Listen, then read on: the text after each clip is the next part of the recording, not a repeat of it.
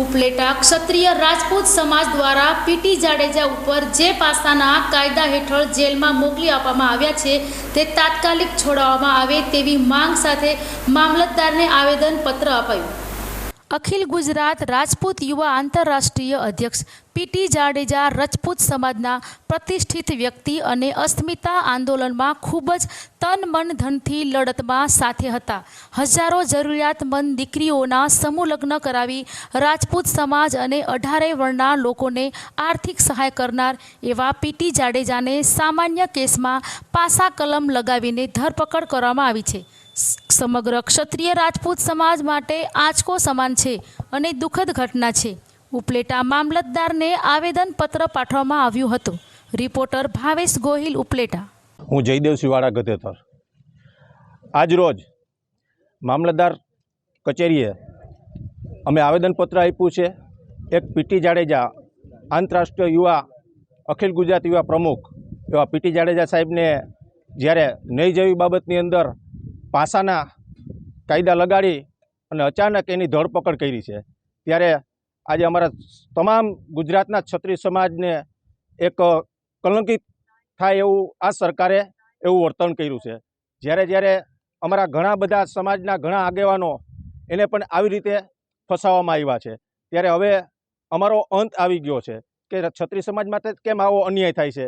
બીજા પણ ઘણા બધા ગુના છે, ઘણા બધા ગુનાની અંદર સંડોવાયેલા છે, પણ એને આવી રીતે તાત્કાલિક ધોરણે પાસાના કાગળિયા ક્યારેય કરેલા નથી। તો પીટી જાડેજા સાહેબ અમારા સમાજનો એક ગૌરવ છે, સમાજની અંદર એક એનો ભોગ છે, સમાજની અંદર એક દાતા તરીકે ભામાસા તરીકે અમારા સમાજનો એક સારું એવું કાર્ય કરે છે અને હર સમાજની અંદર જ્યારે આફૂતી આવે ત્યારે પીટી જાડેજા મોખરે હોય છે।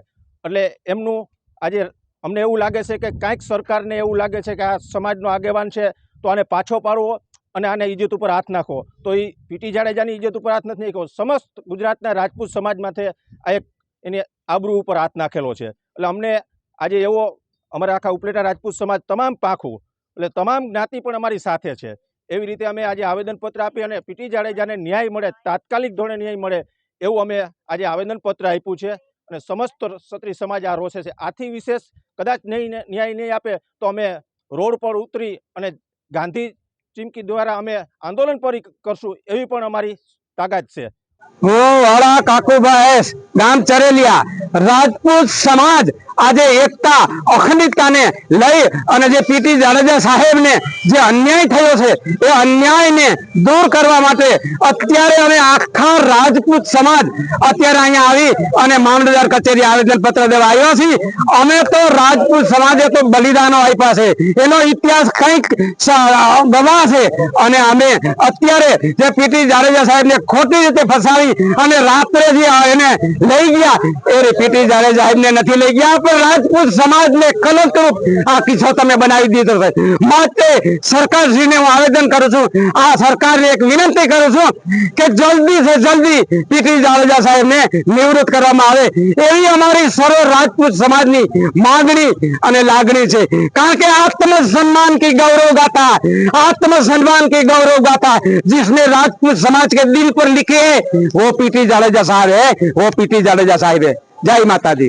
मारू नाम चुड़ासमा भरतसिंह शिवभा।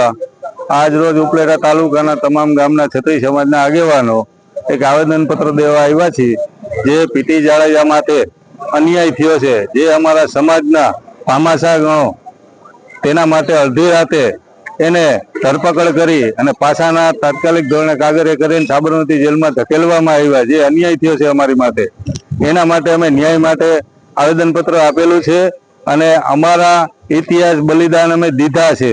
એ જોઈને સરકારને પણ કંઈક વિચારવું જોઈએ કે આ સમાજ છે એક બલિદાન દેવાવાળો સમાજ છે, એના માટે અન્યાય કરશો તો પછી બીજાનું શું? અને આ જ્યાંથી અસ્મિતા આંદોલનનું આ હાયલું છે ત્યાંથી જ અમને લોકો જે આના હારે જોડાયેલા છે એને ટાર્ગેટ કરવામાં આવે છે ગોતીને। આવું ઘણી જગ્યાએ બનેલું છે અને આ આવતા સમયમાં પણ આવું બનશે એવું મને લાગી રહ્યું છે। તો આના માટે કંઈક સરકાર વિચારે અને અમારે પાછું રોડ ઉપર ન આવવું પડે તેનો વિચાર કરી અને અમને ન્યાય આપે। જય ભારત માતા કી જય।